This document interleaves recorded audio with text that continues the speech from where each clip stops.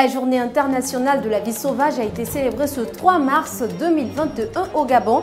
WWF, le Fonds mondial pour la nature, a marqué le coup par le lancement du programme dénommé l'Alliance pour la nature et les hommes.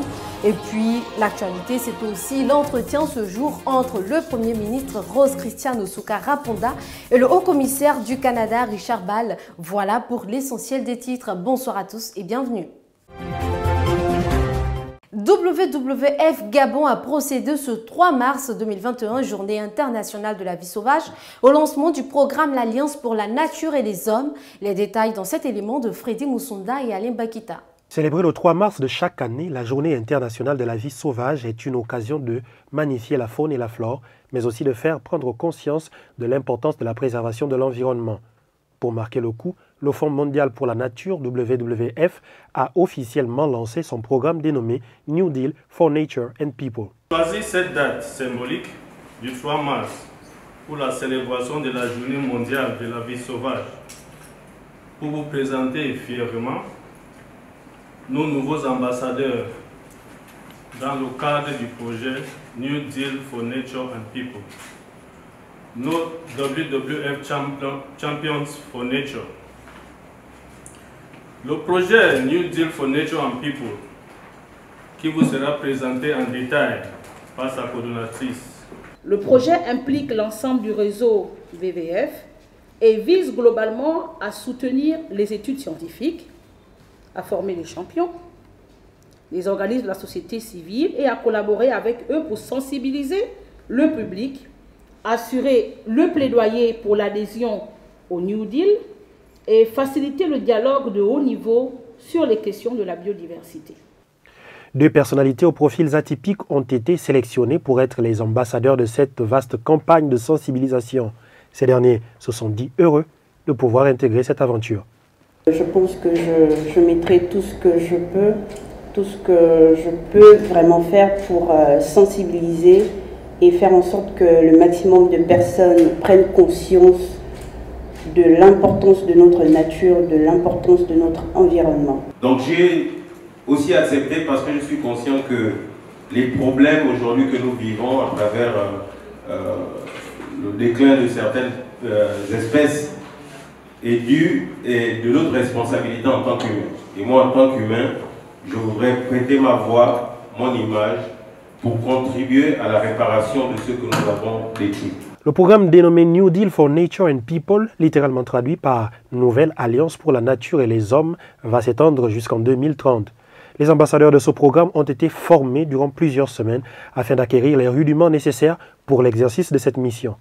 Dans le but de donner plus de force à ce programme, les acteurs de la société civile qui œuvrent dans la préservation de l'environnement y seront également associés. C'est d'abord pour nous, parce que si on ne s'en occupe pas, ça sera le bénéfice de quelqu'un d'autre. Tant que les gens n'auront pas compris que la chose est d'abord à nous, en fait là je parle d'appropriation.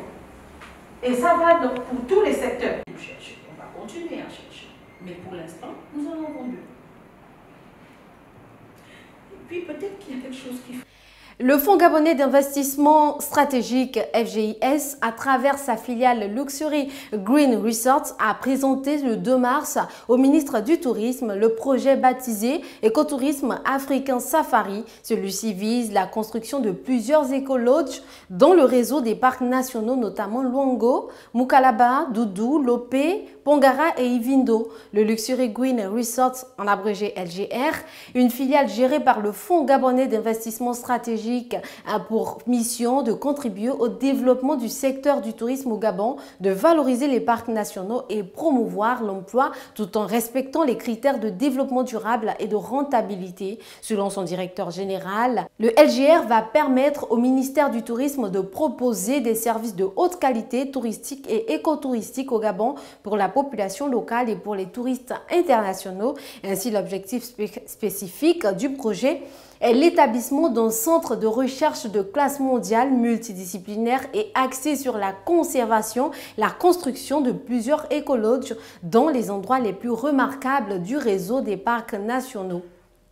L'actualité, c'est également le chef du gouvernement qui s'est entretenu ce 3 mars avec le haut-commissaire du Canada, l'objectif étant de mettre en place un cadre légal de négociation en vue de tisser des partenariats d'ordre commercial, industriel et favoriser la relance économique du Gabon. Les détails dans cet élément. Engagé dans un processus de relance et de diversification de l'économie, le Gabon a mis en place un certain nombre d'instruments en vue d'améliorer le climat des affaires propice aux investissements. Dans ce cadre, le chef du gouvernement s'est entretenu ce mercredi 3 mars 2021 avec le haut-commissaire du Canada, Richard Ball, l'objectif étant de mettre en place un cadre légal de négociation en vue de tisser des partenariats d'ordre commercial, industriel, afin de permettre de relancer l'économie fortement impactée par la crise sanitaire de la Covid-19. Bon, c'était vraiment pour... je lui ai demandé comment le Gabon a géré la pandémie, parce qu'on a été, vu de l'extérieur, on a été très impressionné par la rigueur et la transparence avec laquelle le gouvernement a géré la pandémie, mais aussi pour... je voulais comprendre un peu mieux les conséquences économiques et les plans du gouvernement pour relancer l'économie. Et on a eu une très bonne discussion là-dessus. C'est clair que le gouvernement a analysé et planifié comment sortir de la situation actuelle du point de vue économique. On a toujours été un bon partenaire du Gabon.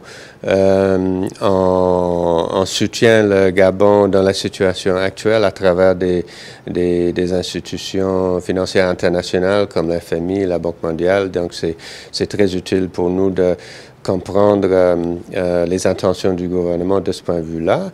Mais il y a aussi la question des partenariats commerciaux.